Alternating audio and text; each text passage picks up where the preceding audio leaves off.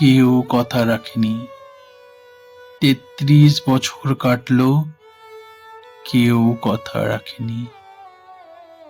ছেলেবেলায় এক বেষ্টমী তার আগমনী গান হঠাৎ থামিয়ে বলেছিল, শুক্লা দ্বাদশীর দিন বাকি অন্তরাটুকু শুনিয়ে যাবে। তারপর কত চন্দ্রপোকা অবস্থায় চলে গেল, কিন্তু সেই বেষ্টমী আর এলো না। ২৫ বছর প্রতীক্ষায় আছি। মা বাড়ির মাঝি নাদির আলী বলেছিল, বড় দাদা ঠাকুর, তোমাকে আমি ৩ প্রহরে বিল দেখাতে নিয়ে যাব। সেখানে পদ্ম ফুলের মাথায় সাপ আর ভ্রমর খেলা করে।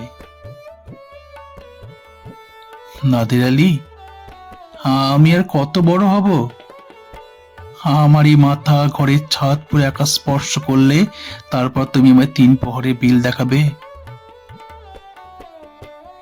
একটা রয়্যাল গুলি কিনতে পারিনি কখনো।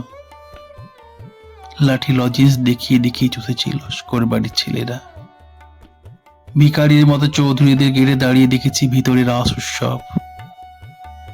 অবিরল রঙের ধারার মধ্যে সুবর্ণ কঙ্কন পরা ফর্সা রমণীর কত রকম আমোদ এসেছে।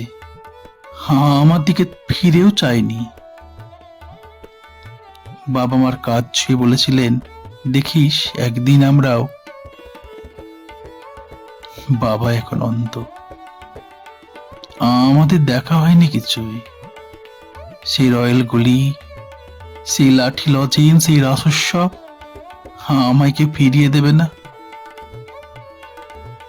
বুকের মধ্যে সুগন্ধি রুমাল রেখে বড়না বলেছিল, যেদিন আমায় সত্যিকারে ভালোবাসবে সেদিন আমার বুকে এরকম আতরে গন্ধ হবে। ভালোবাসার জন্যে আমি হাতের মুঠে প্রাণ নিয়েছি। দুরন্ত শাড়ির চোখে বেঁধেছি লাল কাপড়।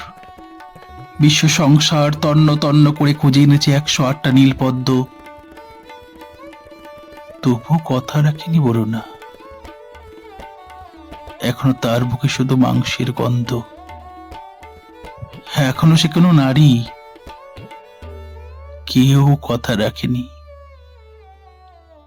৩৩ বছর কাটলো, কেউ কথা রাখে না। কেউ কথা রাখে না।